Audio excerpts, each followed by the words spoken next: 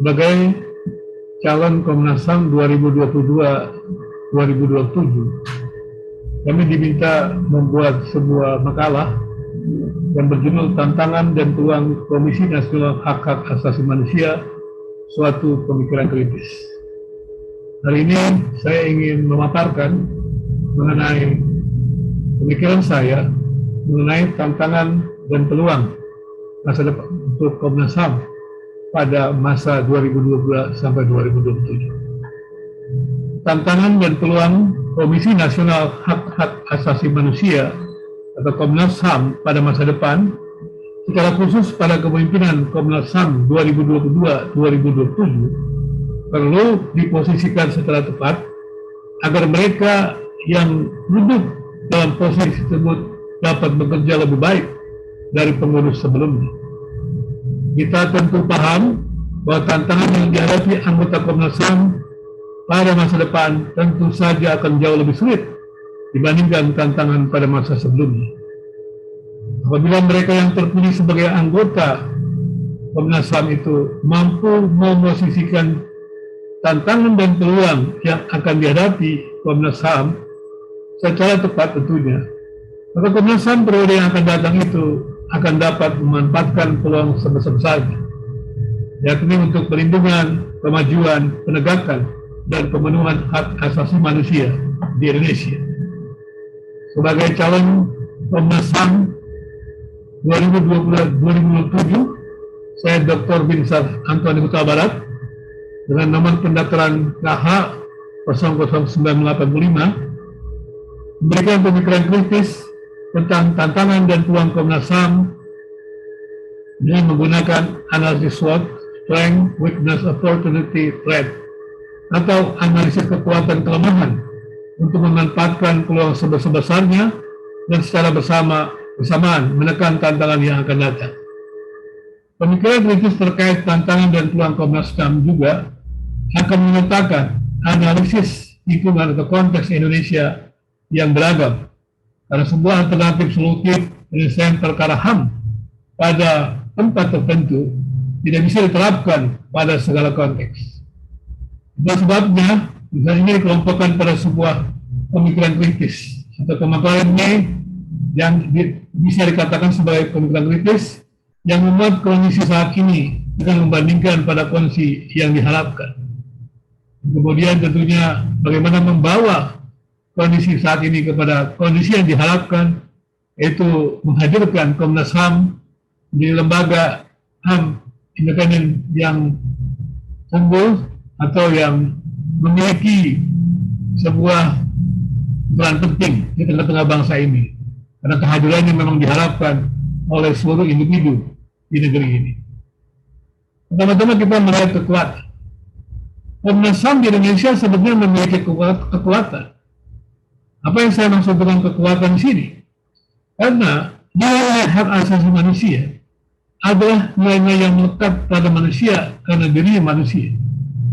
Artinya semua manusia mengharapkan adanya proteksi terhadap hak-hak yang melekat pada dirinya.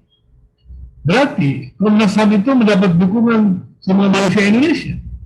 Karena semua manusia Indonesia ingin dilindungi oleh hak-haknya. Bahkan bukan hanya itu saja, deklarasi Piagam Universal HAM yang menyatakan bagaimana nilai-nilai HAM yang melekat pada manusia itu diproklamasikan untuk dilindungi oleh masyarakat dunia, oleh pemerintah dunia, pemerintah bangsa-bangsa. Karena sekali lagi, ketika individu-individu itu kemudian membangun sebuah komunitas, kemudian membangun semua bangsa, dan nilai-nilai individu tersebut yang dilindungi dalam nilai-nilai publik, dan kemudian negara yang mengatur bagaimana individu itu berrelasi dengan baik dengan individu lainnya dalam ruang publik, kemudian negara membuat aturan-aturan publik yang benar, yang menghargai nilai HAM, maka dengan demikian perlindungan terhadap setiap hak-hak individu itu dapat berlangsung dengan baik. Jadi negara, pemerintah bangsa-bangsa bertanggung jawab terhadap nilai-nilai hak asasi manusia itu. Karena nilai-nilai itu bukan diberikan negara, tapi nilai-nilai itu diberikan oleh manusia oleh sang pencipta. Atau katakan juga nilai-nilai itu dimiliki manusia karena dirinya adalah manusia. Negara harus memberikan proteksi. Dan kemudian setelah ada deklarasi persoalan tersebut, keluarlah yang namanya konvensi-konvensi.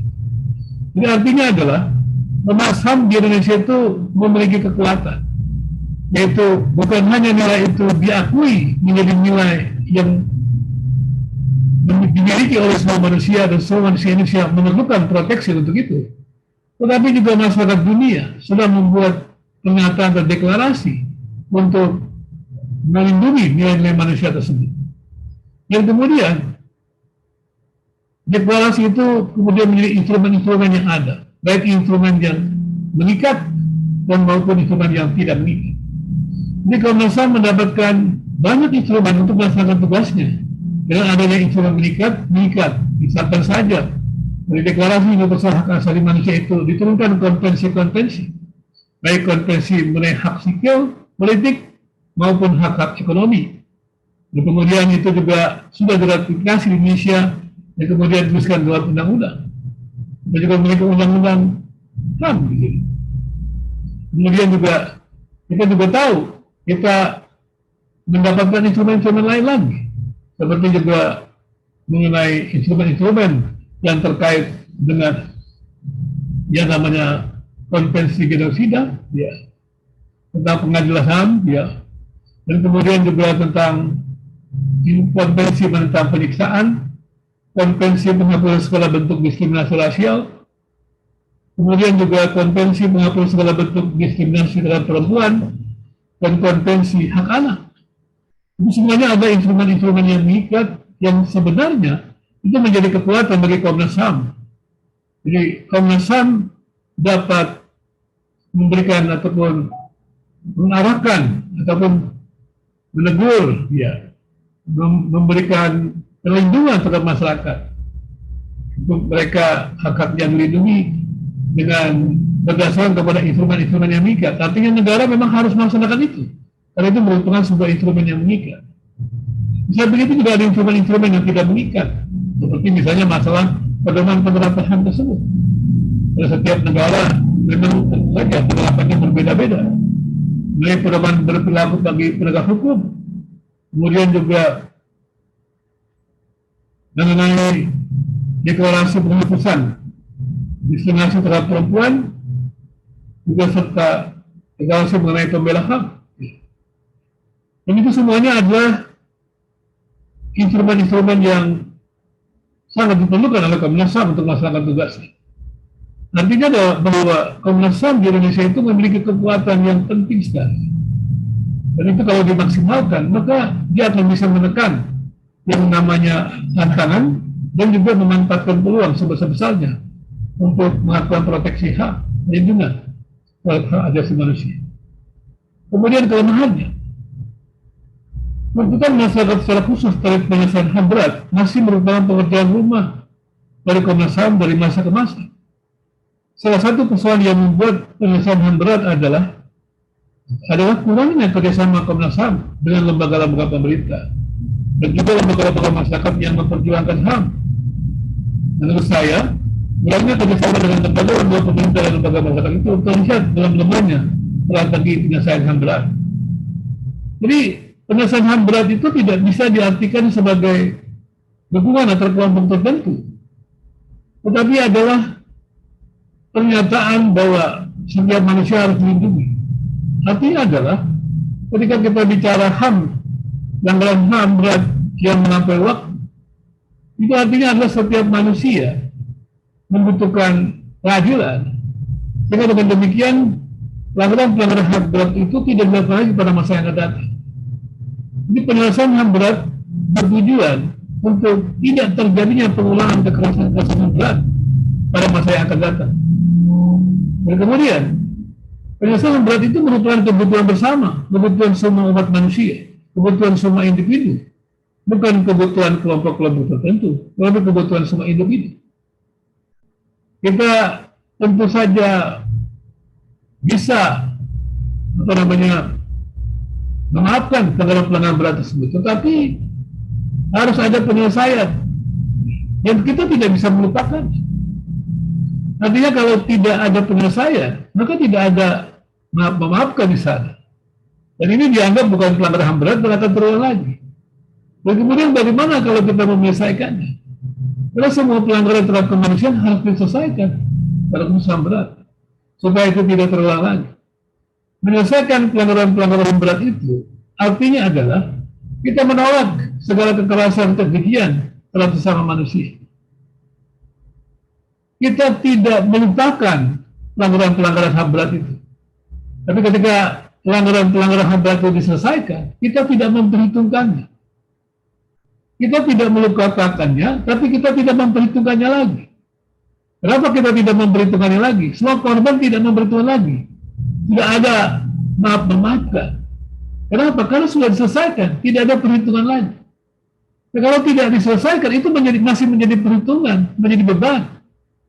Sekali lagi saya harus mengatakan bahwa pelanggaran HAM berat itu bukan mendukung kelompok tertentu, tetapi adalah demi kemanusiaan kita bersama, demi kehidupan umat manusia, demi perdamaian bersama. Maka harusnya Komnas HAM mendorong supaya pelanggaran HAM berat itu menjadi kebutuhan semua, supaya tidak terulangi kejadian-kejadian yang akan datang.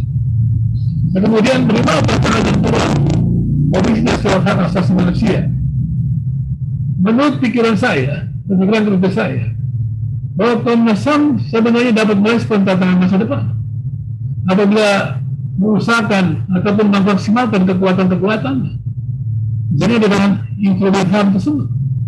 Maka adanya instrumen-instrumen HAM yang mengikat, kemudian dinyatakan dalam kebijakan dalam bentuk undang-undang, maka sosialisasinya harusnya dilakukan oleh Komnas HAM dengan baik. Sosialisasi itu dalam berbagai bentuk, misalnya dalam pendidikan. Ketika Kementerian Pendidikan dan Kebudayaan menerapkan capaian pembelajaran profil pelajar Pancasila, gimana Komnas HAM? Komnas HAM harus terlibat untuk merumuskan nilai-nilai pelajar Pancasila itu, sehingga nilai-nilai HAM itu tertanam dari kecil sampai kemudian juga dewasa, sampai pendidikan tinggi. Nah, merumuskan nilai-nilai HAM ini dalam pembelajaran, capaian pembelajaran pelajar Pancasila, karena di dalam nilai-nilai Pancasila itu ada nilai-nilai HAM.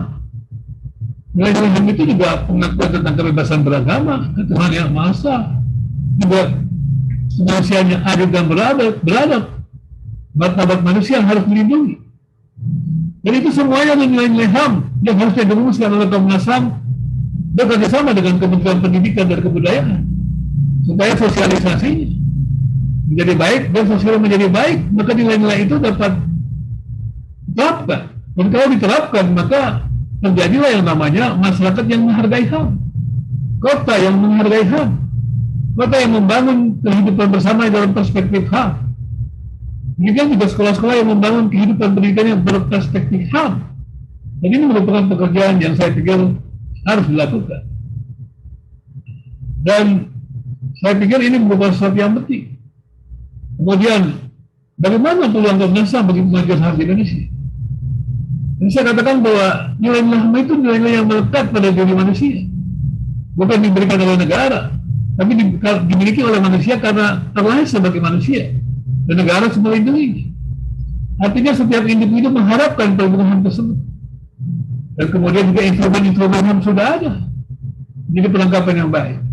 Berarti artinya kelemahan-kelemahan dalam arti kata, apakah masyarakat perlu proteksi HAM? Harusnya tidak lagi terjadi. Karena semua individu harusnya menyadari, harus sudah memproklamasikan dalam deklarasi universal HAM bahwa hak-hak asasinya perlu dilindungi. Karena hak-hak itu melekat pada diri manusia. Jadi peluang Komnas HAM dengan memaksimalkan kekuatannya itu bisa menekan bukan hanya tantangan, tetapi juga memaksimalkan peluangnya. Dan kemudian ketika Komnas HAM menekan kelemahannya, yaitu kurangnya sosialisasi, kurangnya kesadaran masyarakat, maka ketika ditekan dengan melakukan sosialisasi, bekerjasama dengan lembaga-lembaga untuk merumuskan nilai-nilai HAM, kemudian juga bersama dengan para pemimpin daerah, Pemda, bagaimana membangun sebuah kota berperspektif HAM, maka nilai-nilai HAM itu menjadi sesuatu yang tertanam dalam setiap masyarakat Indonesia. Maka dengan demikian, Komnas HAM dapat memanfaatkan peluang sebesar-besarnya untuk bisa melaksanakan proteksi HAM yang diharapkan oleh setiap individu, setiap warga negara Indonesia.